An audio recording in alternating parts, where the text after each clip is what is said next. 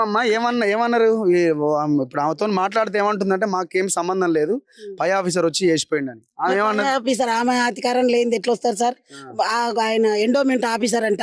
ఆ మందిలో పోయి పోలీసు వాళ్ళ నడుమ పోయి కూడా ఇప్పుడు పడిపోయినామె నేను పోయి ఆయన కాళ్ళ మీద పడ్డాం. సార్ నీ కాలు మొత్తం ఒక 2 రోజులు టైం ఇయ్యి సార్, మేము ఎక్కువ టైం అడుగుతాం, 2 రోజులు టైం ఇయ్యి సార్ అంటే లేదని మేము ఇక్కడ పోతుంటే అక్కడ పోతుండు పతిలాడుకున్నాం, వేడుకున్నాం, నువ్వు దేవుడు అనుకుంటున్నాము, మేము ఎట్లా 2 రోజులు టైం ఆడుతున్నాం సార్ అన్నా కానీ మా మాట వినకపోతే ఇక వచ్చినాం.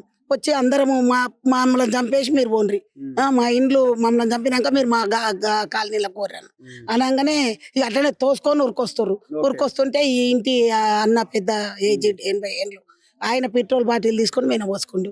ఇంకో మా బాబు ఈయన తీసుకున్నాడు, నేనే పోసుకుంటాను, నేను పట్టుకున్నా, నా తానికి వెళ్ళి గుంజుకొని ఆయన పోసుకున్నాడు. ఇక అందరి మీద పడ్డది. ఈయన ఎత్తుకపోయి అందులో వేసిర్రు.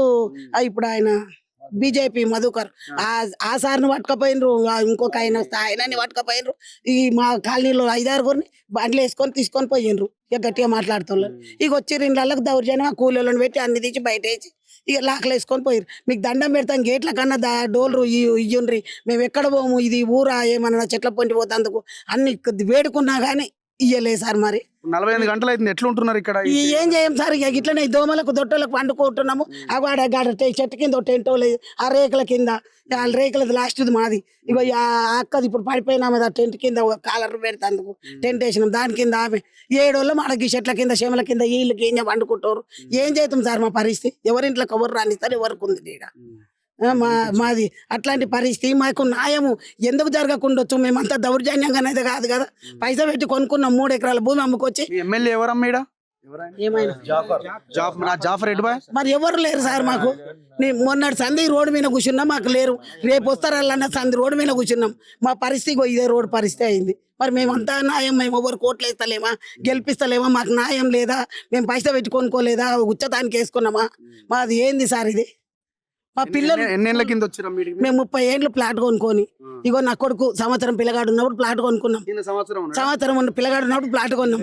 ఇల్లు కట్టి 28 ఏళ్ళు ఇల్లు కట్టి 28 ఏళ్ళ కింద ఇల్లు కట్టుకున్నాం.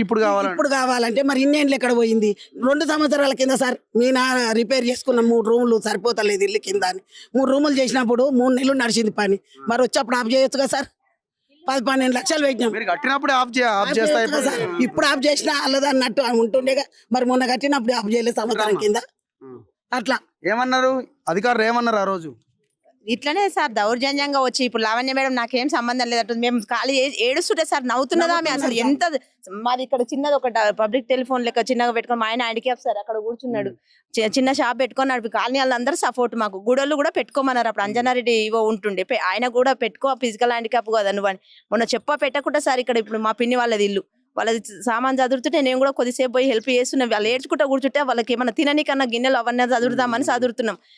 పెట్టకుండా అట డబ్బా షాప్ తీసేయాలని లంబర్ వాళ్ళని లేబర్ని పెట్టిర్రు. వాళ్ళు వచ్చి చెప్తుంటే మేము ఉండడం 2 రోజులు, 1 రోజు టైం ఇవ్వండి, ఇల్లు చదివినాక చదువుతామంటే అస్సలు కాదని మా ఆయన హ్యాండిక్యాప్ సార్ అన్ని రిక్వెస్ట్ చేసిన సార్ కమిషనర్ని. ఇట్లా 2 చేతులు పెట్టి దండం పెట్టినా కానీ లేదమ్మా మా లేబర్ వస్తారు, మీ ఆయన హ్యాండిక్యాప్ అయితే అన్నారు. కొన్ని సామాన్ తీసి బయట పెట్టినాం సార్, అన్ని సామాన్లు అందులోనే ఉన్నాయి.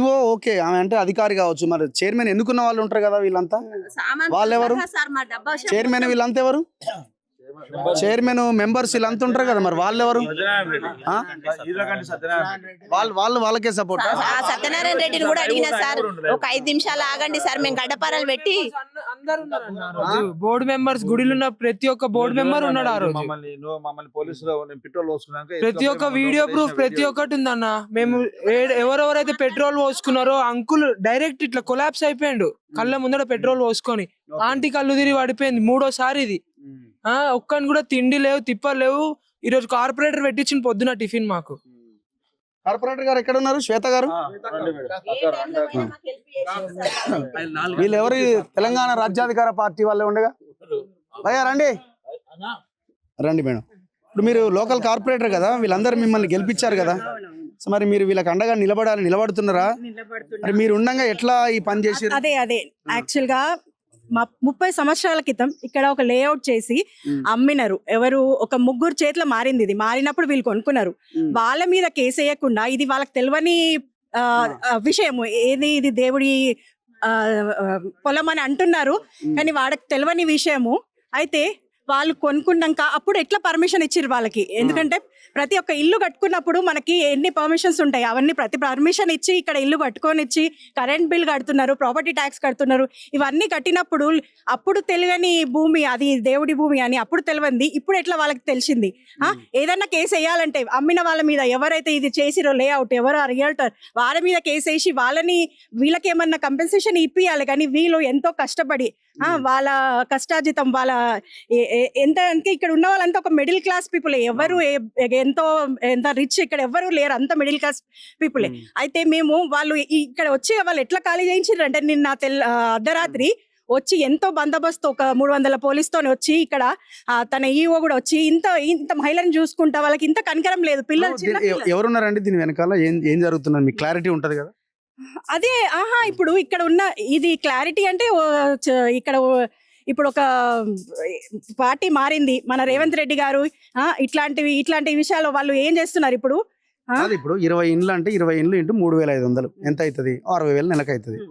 భక్తులు వేసే డబ్బులే చాలా పెద్ద ఎత్తున భక్తులు, చాలా ఫేమస్ టెంపుల్ ఇది. అంత ఇప్పుడు ఈ 60,000 తక్కువైనాయి వాళ్ళకి. ఒకవేళ అట్లా అనుకున్నా కూడా ఇప్పుడు అయిపోయినాయి ఇండ్లు అయిపోయినాయి అన్న. ఇప్పుడు హైదరాబాద్ కూడా వచ్చి ఉంటారు కదా బిఫోర్ అన్నారు మరి ఎవరో హైదరాబాద్ కూడా ఎంటర్ అయ్యారు, రాలేదా? హైదరాబాద్ రాలేదు.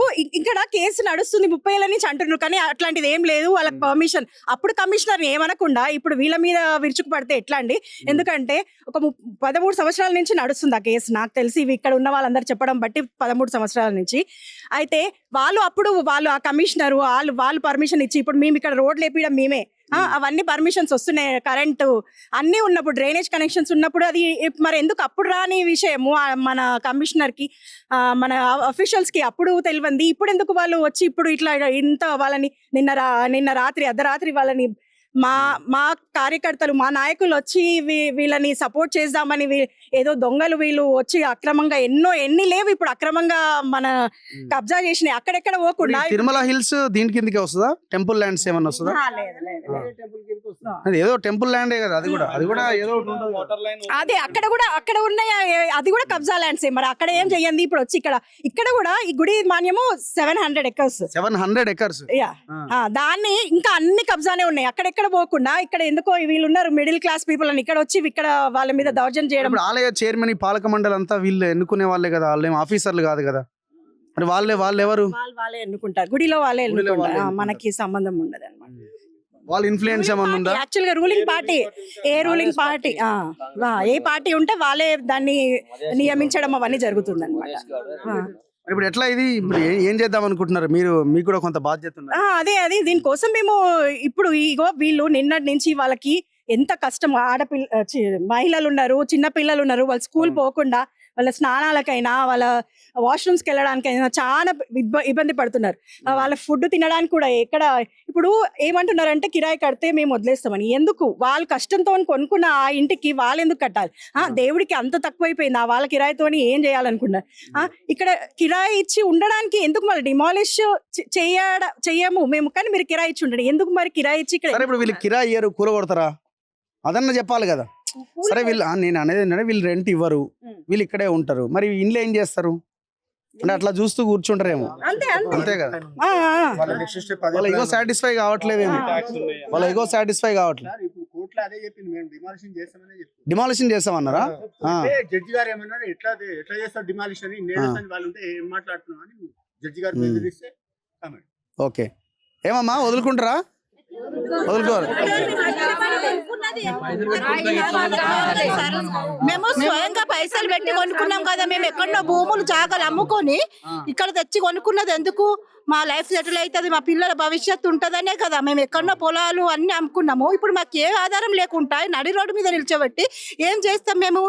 ఎక్కడ పోవాలి? వాళ్ళని గుడి వాళ్ళని మమ్మల్ని దారి చూపించమనండి. మరి మా ఇండ్లు ఒడగొట్టుకుంటామంటే మేము ఏడు ఉండాలి? ఎక్కడికి పోవాలి? మా భూములు పోయినాయి, మా ఆస్తులు పోయినాయి, అన్ని పోయినాయి. ఇప్పుడు ఏడు ఉండాలి? గుడిలో పోయి ఉండాలా మరి?